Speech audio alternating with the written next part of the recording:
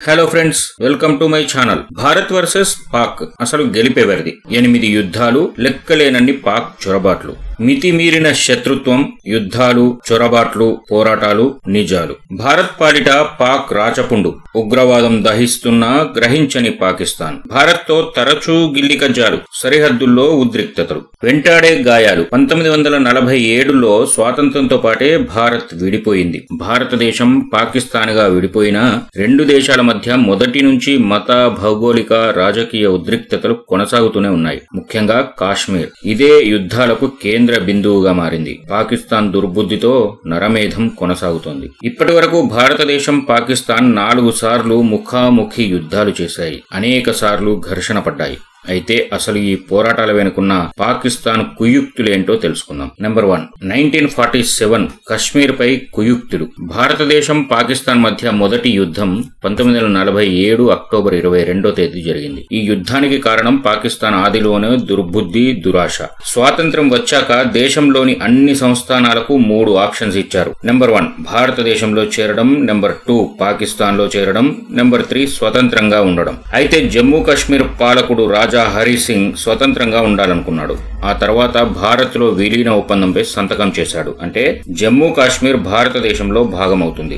ఇది మింగుడు పడని పాకిస్తాన్ కాశ్మీర్ కు సైన్యాన్ని పంపింది. అనేక పట్టణాలను స్వాధీనం చేసుకుంది. ఫలితంగా హిందువులు, సిక్కు శరణార్థులు జమ్మూ కాశ్మీర్ ను వదిలి వలసలు వెళ్లారు. లైన్ ఆఫ్ కంట్రోల్ ఏర్పాటు. ఈ యుద్ధం తర్వాతే లైన్ ఆఫ్ కంట్రోల్, నియంత్రణ రేఖ, LOC అని పిలుస్తాం కదా, అది ఏర్పాటు చేశారు. కానీ అసలు సమస్య మాత్రం అలాగే ఉంది. నెంబర్ 2, 1965 మారని పాకిస్తాన్ బుద్ధి. 1965లో పాకిస్తాన్ మరోసారి కాశ్మీర్ ఆక్రమణకు ప్రయత్నించింది. 2 దఫాలుగా చొరబాట్లకు ప్రయత్నించింది. ఆపరేషన్ గ్రాండ్ స్లామ్ పేరుతో చొరబాటుదారులను పంపింది. కానీ భారత్ ధీటుగా సమాధానం చెప్పింది.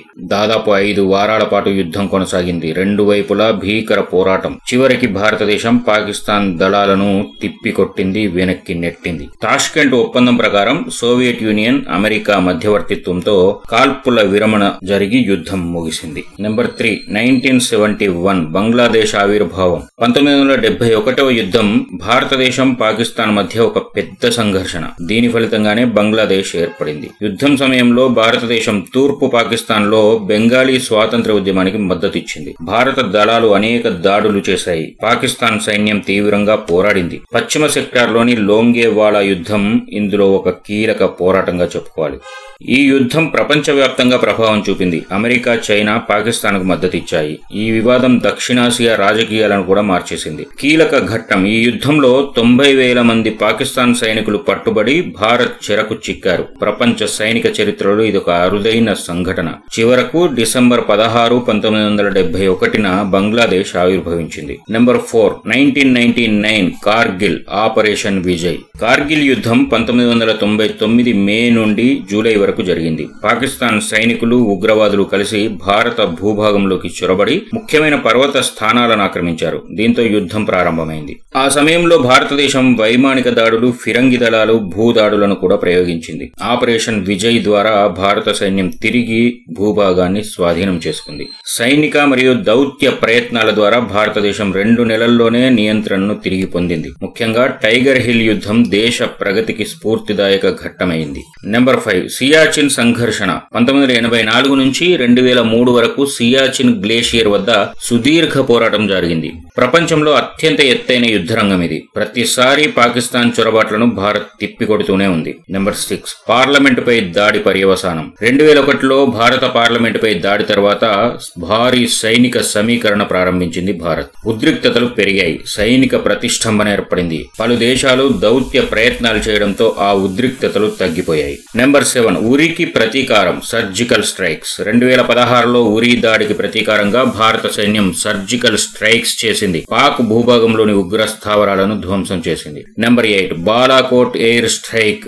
2019లో పుల్వామా ఉగ్రవాద దాడి తర్వాత భారత వైమానిక దళాలు బాలాకోట్ లో ఉగ్రవాద శిబిరాలపై ఎయిర్ స్ట్రైక్స్ చేశాయి. దీనికి ప్రపంచవ్యాప్తంగా ప్రతిస్పందన వచ్చింది. ఇది సైనిక శక్తితో పాటు రాజకీయ ఆత్మవిశ్వాసాన్ని ప్రదర్శించే ఘట్టంగా నిలిచిపోయింది. యుద్ధాలు ముగిశాయి. నిలిచాయా? ఎప్పటికప్పుడు పాకిస్తాన్ కుటిల బుద్ధితో దొంగ దెబ్బ కొడుతూ నక్క వినయంతో వెనక్కి తగ్గుతోంది. కానీ ముప్పు ఇంకా మిగిలే ఉంది. 1947 నుంచి ఇప్పటి వరకు దాదాపు 8 ప్రధాన పోరాటాలు జరిగాయి. ఇవన్నీ కాశ్మీర్ ఉగ్రవాదం, సైనిక ప్రాధాన్యతల చుట్టూనే తిరుగుతున్నాయి. పాకిస్తాన్ పేద దేశమే కావచ్చు, కానీ ఉగ్రవాద మద్దతు, అణ్వాయుధ గర్వం వల్ల పక్క దేశాల భద్రత కూడా ప్రశ్నార్థకం అవుతోంది. భారతదేశం తన చరిత్రలో ఎన్నో పోరాటాలు చూసింది. ఒక్కసారి కూడా తలవంచలేదు. వెన్నుపోటు పొడిస్తే గుండెల్లో గుణపం దింపుతోంది. భారతదేశం తలవంచదు, శాంతి కోరుకుంటుంది. కానీ దెబ్బ కొడితే మాత్రం ఎదురు తిరిగి జూలు విదిలిస్తుంది. ఈ వీడియో నచ్చితే లైక్ చేయండి, షేర్ చేయండి. మీకు ఏమనిపించిందో కామెంట్ లో తెలియజేయండి. మొదటిసారి చూస్తున్న వాళ్ళు నా ఛానల్ సబ్స్క్రైబ్ చేసుకోండి. Thank you.